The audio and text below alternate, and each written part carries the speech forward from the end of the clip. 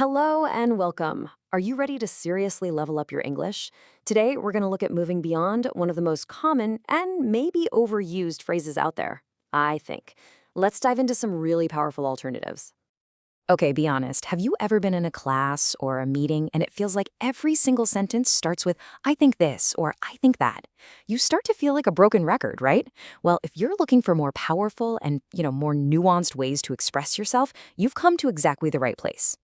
So here's what we've got on tap. We'll kick things off with some casual expressions for just hanging out. Then we're going to level up to the boardroom with phrases for business and debates. After that, we'll put together a professional go-to list, touch on the art of diplomacy, and wrap up with one simple step you can take literally tomorrow. Let's get into it. All right, first up, casual chat. These are the phrases you'll want to use with your friends or really in any relaxed setting where you just want to sound natural and friendly, not like you're reading from a textbook. Okay, check out the subtle differences here because they're really important. I guess is perfect for when you're not 100% sure. It's more like a soft suggestion. I'd say is just a fantastic conversational alternative. And if you want to be even more gentle or a bit hesitant, I kind of think is your go-to. It's perfect for, testing the waters with a new idea. Let's build on that a little. If you ask me, is a great way to jump in with your opinion, even if nobody actually asked you. It sounds confident, but still super casual. Then there's the way I see it, which is all about framing. You're not stating some universal fact. You're just explaining how things look from your point of view. And that's something that really invites a discussion. All right, let's switch gears. When you're in a business meeting, a debate, or even writing an academic paper, the words you choose suddenly carry a lot more weight. So here's how you can sound clear, confident, and totally professional. In a professional setting, it's all about finding that perfect balance. You need to be clear and direct, for sure, but you also don't want to sound aggressive. These next few phrases are designed to do exactly that. So let's look at some keys to professional communication. In my opinion, is a classic. It's a little formal, perfect for meetings. Now, personally, I think, is a brilliant tool because that one word, personally, softens your statement, and it shows you're open to what other people think. And my personal favorite, a real power player for the workplace, is from my perspective. This one is so effective because it links your opinion directly to your role or your expertise. But what about those times when you don't just think something? What if you truly, deeply believe it and you really want to persuade others? Well, that calls for a whole different level of vocabulary. Here's where you can really see the power of conviction. Saying I believe is a huge step up from I think. It implies a much deeper trust in your idea. I'm sure that just removes all doubt and screams total confidence. And for maximum impact, when you are absolutely certain, you say I'm convinced. It signals that you've looked at all the evidence and you've reached a solid conclusion. Okay, I know, that was a lot of options. So let's boil it all down to a quick reference toolkit, like the 5 most essential and versatile phrases you can start using at work or school today. Think of this as your professional starter pack. And yep, I think is still on the list. It's not a bad phrase at all. We just don't want to overuse it.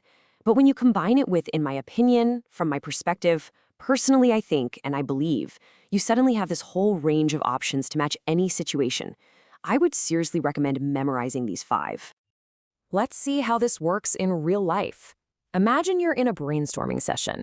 Instead of just saying, we should start small, adding, personally, I think, makes it sound way less like a command and more like a collaborative suggestion. It basically invites your team to jump in and build on the idea. And here's another fantastic example.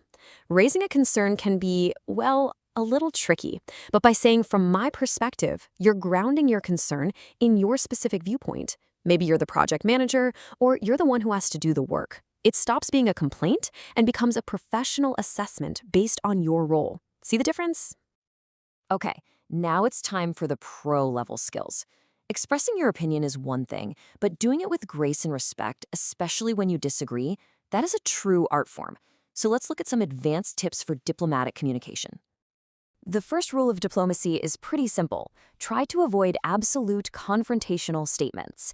You can easily soften your language to make your point much more politely. The key is just using a few small words to add a layer of subtlety. Just look at the difference here. The price is high. is so blunt, so direct, but I kind of think the price is a bit high completely changes the tone.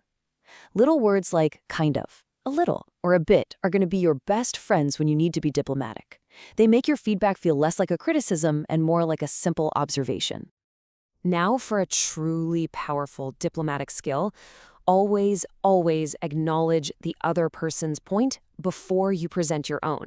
This shows that you are actually listening and that you respect what they have to say, even if you see things differently. This phrase right here is pure gold. I see your point, but is the perfect bridge. The first part validates the other person, which makes them feel heard, and the second part allows you to introduce your counterargument respectfully. It can literally transform a potential conflict into a really constructive conversation. Whew, we have covered a ton of ground, from casual chats with friends all the way to high-stakes business meetings. But here's the thing.